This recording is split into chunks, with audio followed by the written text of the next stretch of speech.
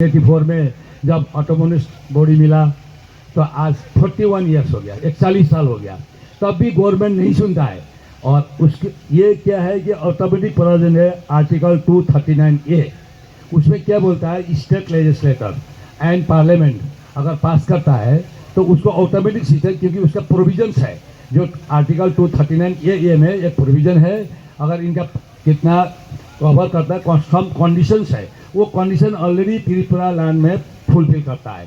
क्योंकि ये सरकार को मैं ये कहना चाहता हूँ, एक्सपर्ट्स कॉन्स्टिट्यूशन कमेटी इनको बैठाना चाहिए और कॉन्स्टिट्यूशन कमेटी में बैठे बाहर डिप्लोमेटिक डायलॉग करनी चाहिए और उसके तहत ये आर्टिकल का हम लोगों को मुद्दा पकड़ना पड़ेगा। क्योंकि 239A और 239 और 244A इसमें सारा, और 246, 249 ये आर्टिकल क्या बोलता है कि देखिए, और फाइनेंस पावर देना है। अभी हमारा ऑलमोस्ट 60% पावर हमारा पास है, अभी आपको 40% मोर पावर चाहिए। उसके लिए ये लोग ने आर्टिकल 246 को रिकमेंड करना है और वो लोग ऑलरेडी रिकमेंड, अभी भाई ने कहा, जनरल सेक्रेटरी ने कहा है कि 125 एक्ट से, और ऑलरेडी 6 साल पहले एक अमेंडमेंट पास किया है और असेंबली एक्ट पास किया है। असेंबली एक्ट पास करता है तो इम्प्लीमेंट करनी चाहिए, सेंटर का रोकने का कोई मतलब नहीं है, क्योंकि वो उसको स्टेट को फुल पावर होता है और governor is the final authority who can provide the state. और उसके बाद में पार्लियामेंट अपने आप सोचेगा कि देना है, और अगर इतने भी नहीं करता है देन वी कैन गो, एक कॉन्स्टिट्यूशनल एक्सपर्ट कमेटी होता है सुप्रीम कोर्ट में, हम सुप्रीम कोर्ट में भी जा सकता है ये सारा मैटर लेके। उसके लिए हमको टेक्निकल एक्सपर्ट, कॉन्स्टिट्यूशनल एक्सपर्ट और as well as intelligence expert होना पड़ेगा, जो एडमिनिस्ट्रेटिव जानता हो, जो एडमिनिस्ट्रेटिव जिसका अकॉर्डिंग टू दी, और जो कोऑर्डिनेशन कर सकता है, जो कम्युनिकेशन कर सकता है। तो इस टाइप का आदमी एक लेके, अगर हम सुप्रीम कोर्ट में भी इसके ऊपर में पीआई डालता है सेंट्रल गवर्नमेंट के ऊपर में on behalf of state government, क्योंकि स्टेट गवर्नमेंट ने ऑलरेडी पास आउट किया है, तो उसके पास आउट करने में आर्टिकल 368 क्या बोलता है, यहाँ में अमेंडमेंट करता है, एक्ट को अमेंडमेंट करता है सेंटर में।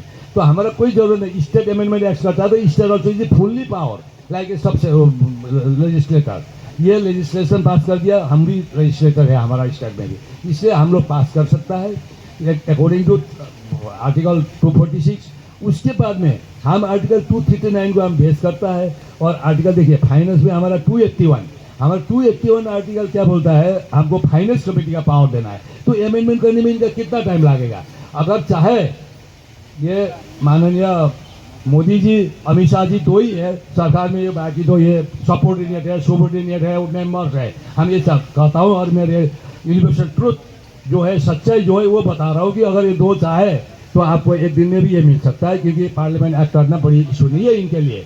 आज तक कितना पार्लियामेंट एक्ट पास किया है, तो इसलिए हम बताता है आप लोगों को कि ये जो मसला है इतना ईजी से नहीं मिलेगा, क्योंकि जब 41 साल ये लोग आपको घुमाते रहा, और आज देखिए 75% ऑफ एरिया त्रिपुरा लैंड में ऑटोनोमस डिस्ट्रिक्ट काउंसिल का अंडर है।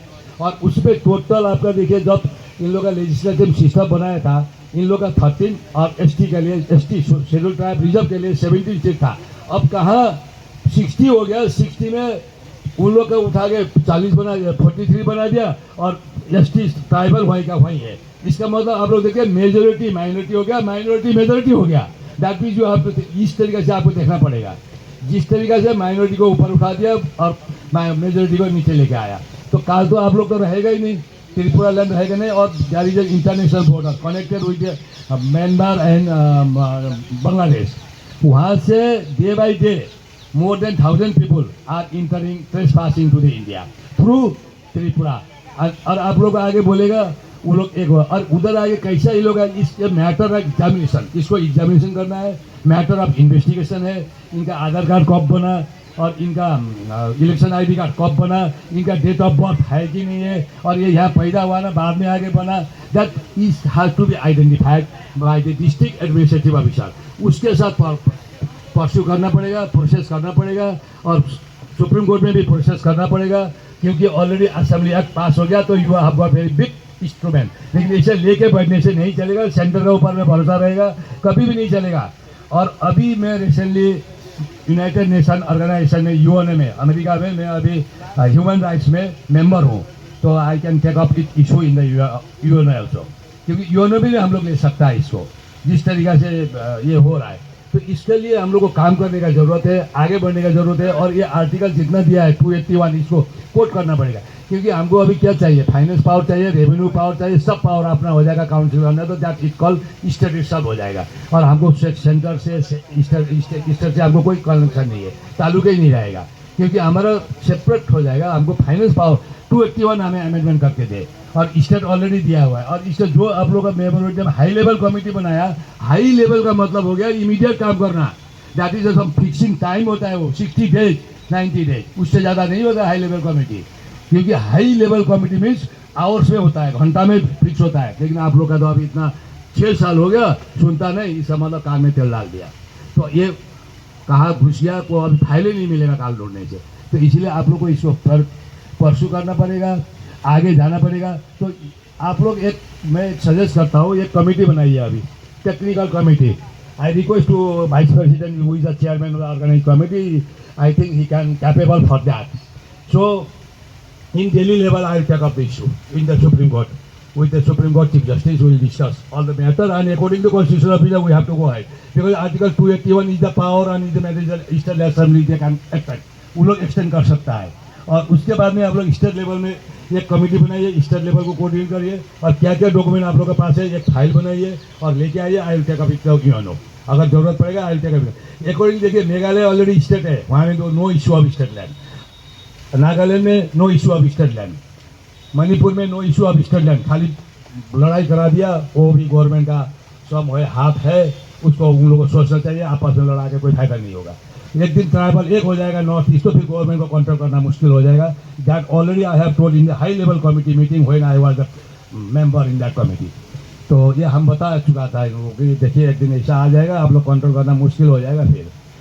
तो ये भी एक मामला है। अभी दूसरा मामला है कि अभी जहाँ में हमारा ये नहीं है, टेरिटरी बाउंड्री नहीं है, कुछ नहीं है, तो उसको ट्रेस पास को कैसा बंद किया जाएगा, और वो बाहर से उधर कब घुस गया, कौन चौकीदारी करेगा, will take the responsible on that. तो स्टेट गवर्नमेंट का रिस्पॉन्सिबल है, स्टेट गवर्नमेंट को आप लोग भरना पड़ेगा। और कॉन्सर्न डिस्ट्रिक्ट एडमिनिस्ट्रेशन, जो डीसी होता है, जो डीएम होता है, उसका रिस्पॉन्सिबल है, डीएम को पकड़ना पड़ेगा, एसएसपी को पकड़ना पड़ेगा। ये आपका स्टेट लेवल कमेटी बनाइए, ये IPTF की तरफ से। उसके बाद में वो लोग परसू करेगा, कितना आदमी आया कितना आया, जांच शुरू करा दीजिए आप immediately, otherwise you can not do nothing. और आप लोग कुछ नहीं कर पाएंगे, आप भाई बहन लोग सब ऐसे हो जाएंगे, माइनॉरिटी हो जाएंगे, और आप रिफ्यूजी बन जाएंगे इन 10 साल में। ये पॉलिसी अभी गवर्नमेंट का जो सिचुएशन है, जो पॉलिसी से जिस तरीके से चल रहा है, इस तरीके से इसको देखने में मिल रहा है।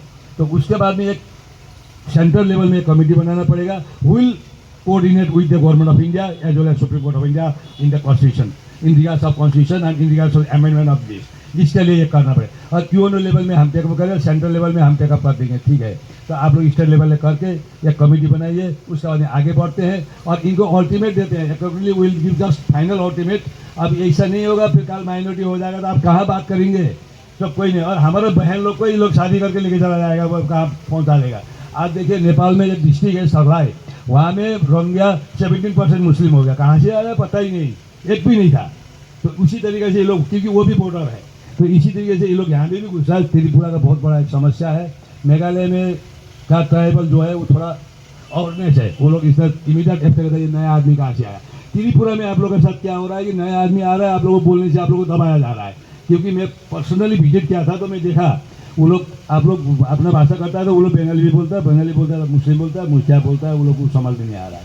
तो इस तरीके का प्रॉब्लम जो है, इनको सेंट्रल गवर्नमेंट को देखना चाहिए और इसको लिखना चाहिए। होम मिनिस्ट्री को एक लेटर लिखिए, होम सेक्रेटरी को, इमीडिएटली विद द प्रमाण proof that what happened, what is going on in the state. तो कमेटी बना के कमेटी की तरफ से एक लेटर लिखना पड़ेगा।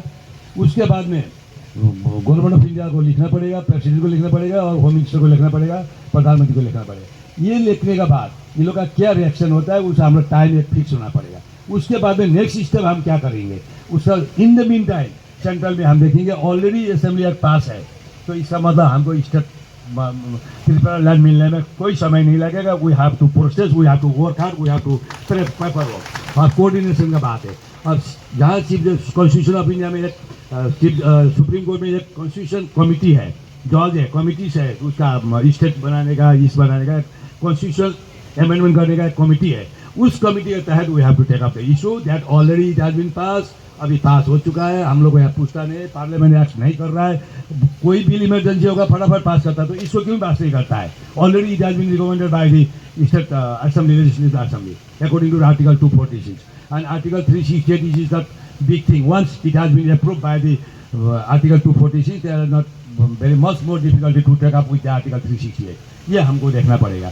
और दूसरा, सेंट्रल गवर्नमेंट के साथ भी जब हम देंगे, उसको साथ साथ होम सेक्रेटरी के साथ बैठ के हमको प्रोसेस करना पड़ेगा, परोकार करना पड़ेगा। Then we have to tell them, देखिए इतना है तो अकॉर्डिंगली आप इसका क्या है आप बताइए। नहीं तो कमेटी गठन करें, कॉन्स्टिट्यूशन बनाए, स्थानीय कमेटी बनाए, स्क्रीनिंग कमेटी बनाए, that is in their hand only.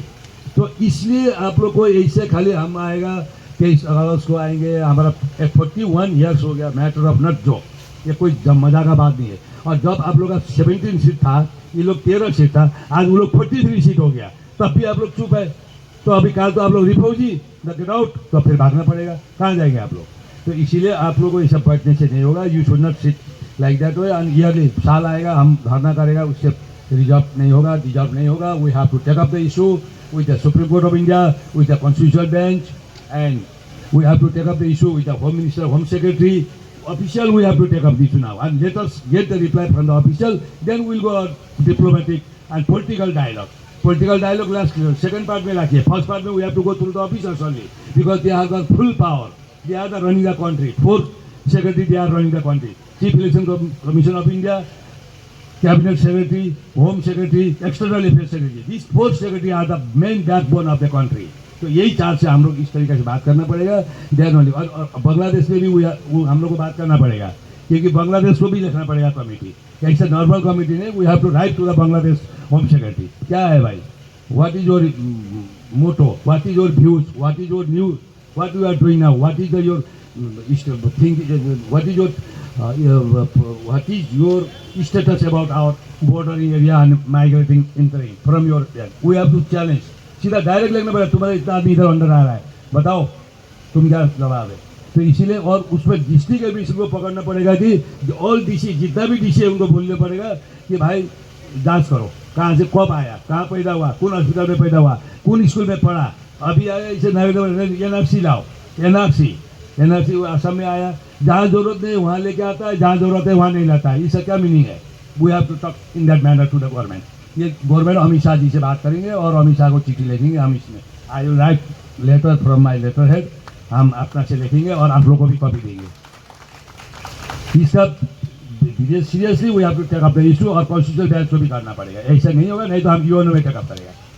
ये माइनॉरिटी हो रहा है। I personally visited to the Tripura and हम जब गया था, देखा बाप रे बाप, कहाँ से आ रहा है, इधर एक मिनट में आ रहा है। वो जो बॉर्डर में जो आपका रानी का राजा का माहौल है कहीं उधर में देखा तो एकदम एक मिनट में घुस रहा है। हमारा कहाँ से आ रहा है तो, और नौका है, नौका से आ रहा है, तो वो कौन रोकेगा? Full stop dam. तो ये चीज़ को आप लोगों को बात करना पड़ेगा और कमेटी बना के आगे बढ़ना पड़ेगा, नहीं तो नहीं होगा। आज इश्यूज कितना है, और असम में भी है 60-40 काउंसिल चल रहा है, ये सब भी नहीं चलेगा। करप्शन 0 लेवल में लाना पड़ेगा और टॉलरेंस होना पड़ेगा। Communication, information, justification is mandatory. Corruption को तो खत्म करना पड़ेगा, क्योंकि करप्शन ही देश को खत्म करेगा।